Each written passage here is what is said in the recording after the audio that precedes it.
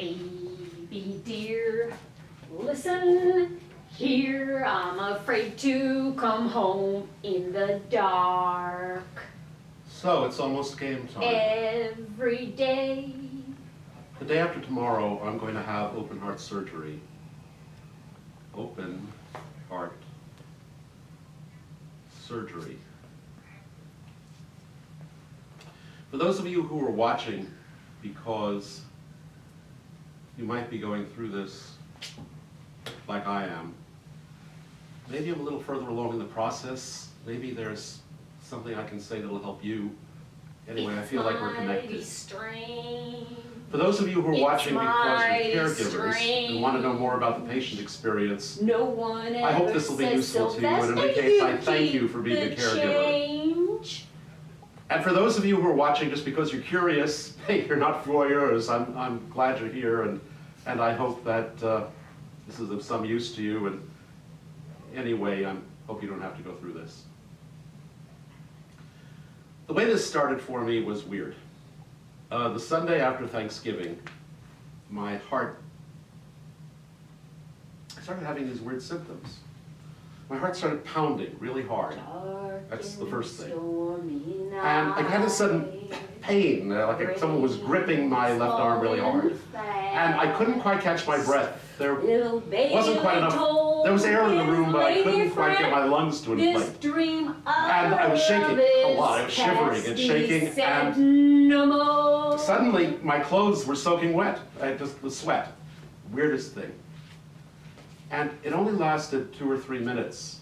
Felt like longer, but it was only 2 or 3 minutes long. And there's a lot of denial in this whole thing. You just kind of say it's not happening, which is what I did. I just kind of said, oh, well, that was a weird bit of indigestion, or maybe I should make a note to see my doctor next week, or eat a little less leftovers and walk some more.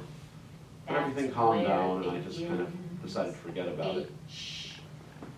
That's the next letter. The following Monday, I was at work, and we're just tapping away on the computer, and suddenly it hit me again really hard. My heart was pounding so hard that I could actually see the front of my shirt move. And again, a gripping on my arm, really sharp and hard. And again, I couldn't fill my lungs up with air, the most frustrating thing, and shaking, and again, drenched with sweat, just soaking wet within seconds.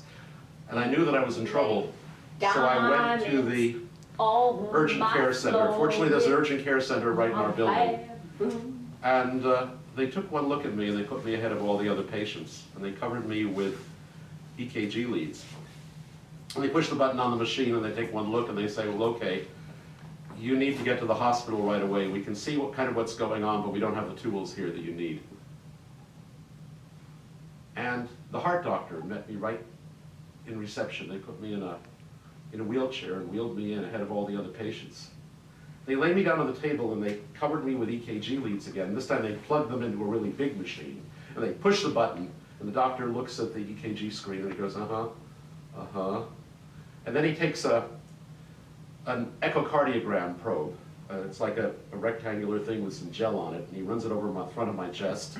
And a couple other doctors came over and looked at the screen then.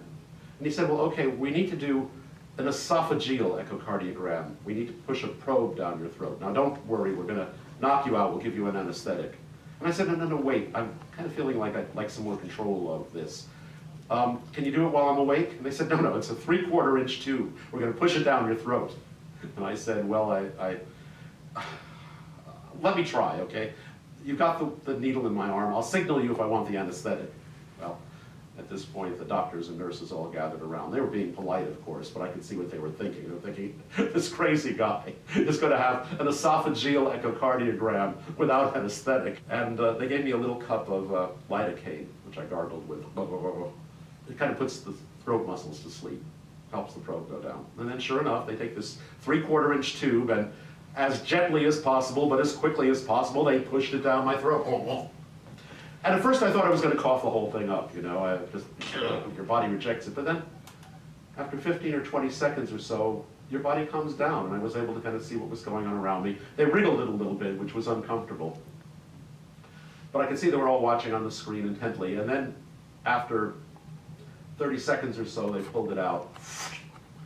pulled the thing out, and I just went, hey, I got you there. You didn't think I'd get through it, right? Hey, piece of cake.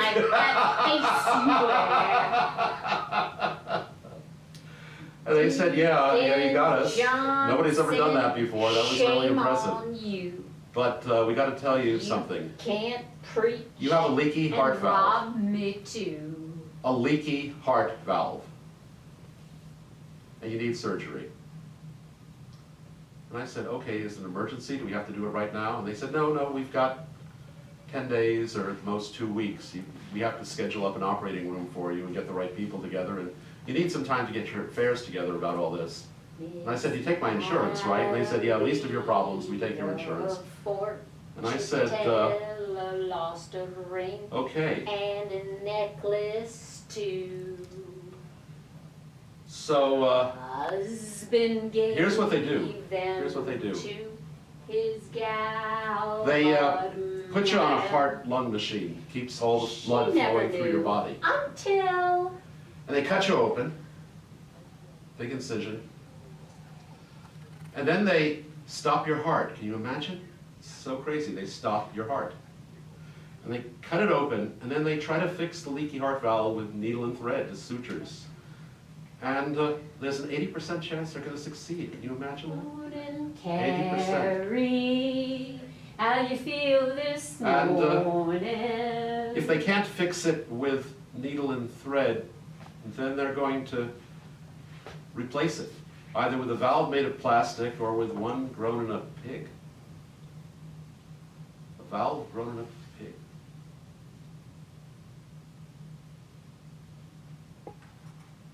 Damn it, God. Damn it.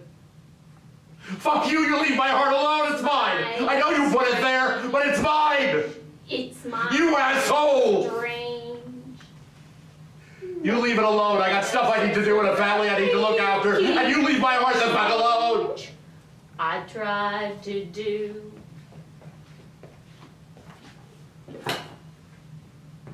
My apologies, God.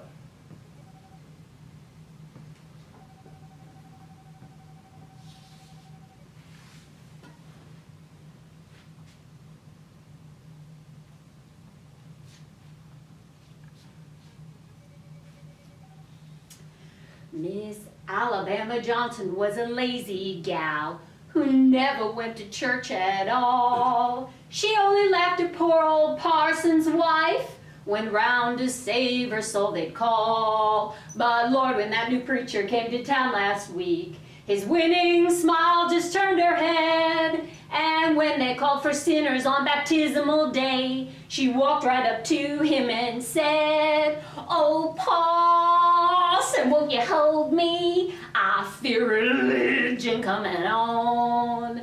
Take me in the river and wash my sins away.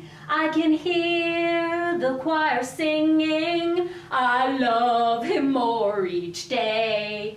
I know I'm talking queer, but hold me, Parson dear, I feel religion coming on. Last Sunday, that new preacher preached a sermon about the Mary Janes that we gals wore. You should wear plain clothes, he said, like my wife does. Stay home and learn to cook once more. When he said, wife, Miss Alabama jumped up quick. "I'll razzle you," she cried right out. The congregation laughed and hollered, "Shame on you." Then someone in back began to shout, "Oh, Parson, won't you hold me? I feel religion coming on. Take me in the river and wash my sins away. I can hear the choir singing, I love him more each day. I know I'm talking queer, but hold me, Parson dear, I feel religion coming on." Shut up. Don't look at me. Don't speak to me. I hate you. Brothers and sisters of the congregation, we must commiserate with this poor, unhappy creature who has been suffering from such a severe mental hallucination. And in our hearts forgive her for saying, Parson, won't you teach me about the way to get to heaven? Right today I feel religion coming on, indeed I do. Take me in the ocean, honey, for I got a notion it'll take a lot to wash my sins away. I can hear the choir sing like angels in the sky, but all the gals are making eyes. Oh, don't you look that way. I don't talk and quit, but hold me, Parson dear. I feel religion coming on.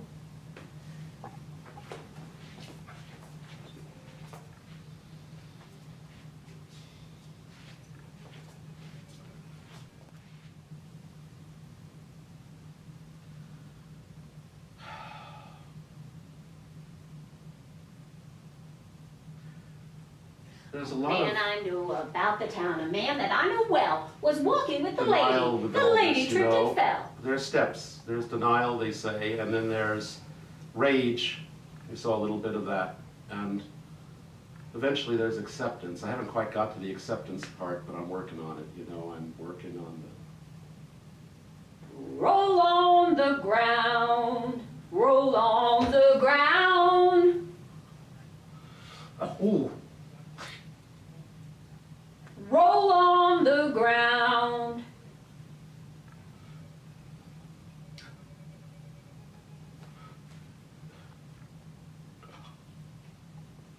Oh.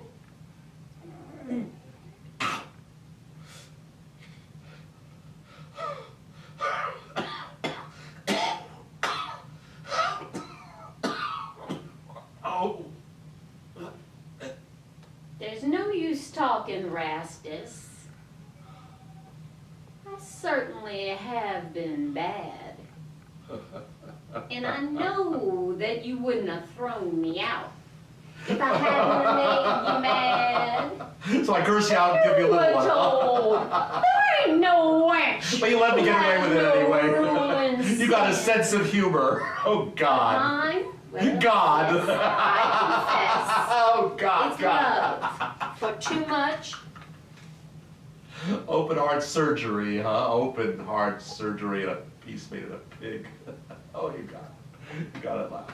I am the fortune-telling man. Listen, for those of you who are Got no kind of dreams watching, that I can't understand. I want you to know that we will talk again. After this is all over, we will talk again. I am going to get through this, and I'll tell you how it went, okay? And I just want you to know, I know it doesn't make any sense that I love you all. We never even met, but I love you all.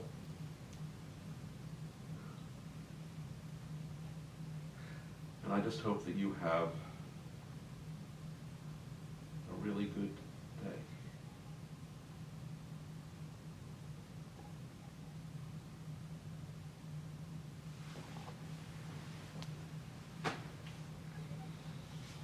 Gonna get something that you don't expect. It ain't no money, and it ain't no check. You gonna get something that will put you in a wood kimono, satin-lined and trimmed with tin. You'll fall heir to a bit of land, about 6 foot by 2. You gonna get it good because it's coming to you. You'll get it in a certain place that rhymes with wreck, 'cause you gonna get something that you don't expect.